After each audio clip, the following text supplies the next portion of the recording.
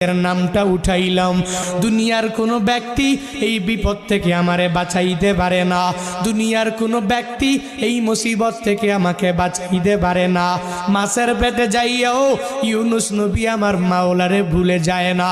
ইউনুস নবী যখন আল্লাহকে জানাইয়া দেয়, আল্লাহ লা ইলাহা ইল্লা আনতা, ও দয়ার মালিক তুমি ছাড়া কোনো ইলা নাই, তুমি ছাড়া কোনো মাবুদ নাই, তুমি ছাড়া কোনো মাসুক নাই, তুমি ছাড়া ইবাদত পাওয়ার যোগ্য দুনিয়াতে কেউ নাই।